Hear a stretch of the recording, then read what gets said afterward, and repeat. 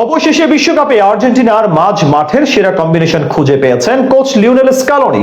শক্তিশালী এই মাঝ মাঠ নিয়ে রোববার অনুশীলন সেরেছে আর্জেন্টাইন কোচ ম্যাক অ্যালিস্টার ও এনজো ফার্নান্দেসের সাথে। যেই কম্বিনেশনে রয়েছে একটা বড় চমক বিশ্বকাপে আর্জেন্টিনার মিডফিল্ডের সর্বশেষ আদ্যপান্ত রিপোর্টের।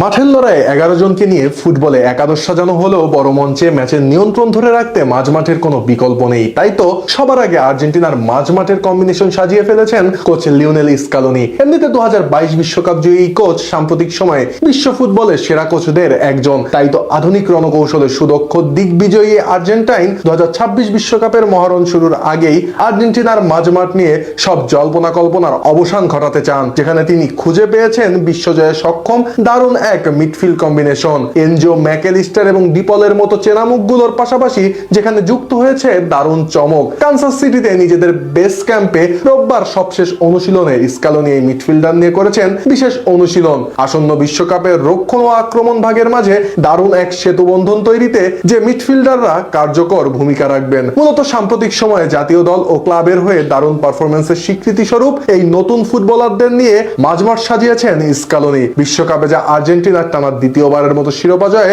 রাখতে পারে বড় ভূমিকা। এমনিতে বিশ্বকাপ শুরুর আগে থেকেই দূরদর্শী এই কোচ নিজের পছন্দের 4-4-2 ফরমেশনে একাদশ সাজাবার ইঙ্গিত দিয়ে এসেছেন বহুবার। আর রোববারের অনুশীলনে বোঝা গেল মাঝমাঠে একটু নিচের দিক থেকে খেলা নিয়ন্ত্রণ করার জন্য সেন্ট্রাল মিডফিল্ড পজিশনে আর্জেন্টিনার একাদশে থাকবেন অ্যালেক্সিস ম্যাকঅ্যালিস্টার এবং এসেকুয়েল প্যালাসিওস, যেখানে ম্যাকঅ্যালিস্টার সামলাবেন বাম দিক এবং প্যালাসিওস থাকবেন ডান দিকে। আর এই দুইজনের ঠিক সামনে ওয়াইড মিডফিল্ড পজিশনে লেফট মিডফিল্ডার হিসেবে থাকবেন এনজো ফার্নান্দেজ এবং রাইট মিডফিল্ড সামলানোর দায়িত্বে থাকবেন রদ্রিগো ডিপল। উল্লেখ্য যে স্কালোনির এই ট্যাকটিক্সের সবচেয়ে বড় চমক প্যালাসিওস, কেননা আর্জেন্টাইন একাদশে তার অন্তর্ভুক্তি মাঝমাঠকে ডিফেন্সিভ ও অফেন্সিভ উভয় দিক থেকে এক বাড়তি মাত্রা প্রদান করবে। আসন্ন বিশ্বকাপে যা স্কালোনির রণকৌশলকে আরো বেশি শানিত করবে। এমনিতে আলবিসেলেস্তেদের একাদশে এই 4 মিডফিল্ডারের প্রধান শক্তি হলো তাদের বৈচিত্র্য এবং মাঠে অক্লান্ত পরিশ্রম করার মানসিকতা, যেখানে ম্যাকঅ্যালিস্টার এবং প্যালাসিওস জুটি খানিকটা নিচের দিকে থাকায় রক্ষণ ভাগ বাড়তি এক নিরাপত্তা বলয় পাবে। প্যালাসিওসের নিখুঁত ট্যাকলিং ও বল রিকভারি করার সহজাত ক্ষমতা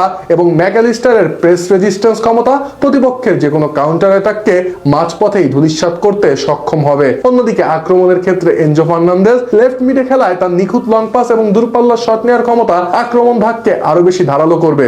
আর রাইট মিডে রদ্রিগো ডিপলের চিরচেনা ওয়ার্ক রেট এবং ওভারল্যাপিং ক্ষমতা উইং দিয়ে লিওনেল মেসি সহ অন্য ফরওয়ার্ডদের জন্য বাড়তি স্পেস তৈরি করতে রাখবে কার্যকর ভূমিকা। ফলে এই 4 জন মিলে ডিফেন্স থেকে বল নিয়ে চোখের পলকে তা স্ট্রাইকারদের পায়ে খুব সহজেই পৌঁছে দিতে পারবেন, যা প্রতিপক্ষের জন্য হবে মাথা ব্যথার কারণ। সব মিলিয়ে লিওনেল স্কালোনির এই নতুন মিডফিল্ড কম্বিনেশন কেবল কাগজে কলমেই নয়, বরং তা গতি, শক্তি এবং ক্রিয়েটিভিটির এক নিখুঁত সংমিশ্রণ। কাতার বিশ্বকাপের সফল ত্রয়ীর সাথে প্যালাসিওসের নতুন সংযোজন যেখানে আর্জেন্টিনাকে আরো বেশি গতিময় করে তুলবে।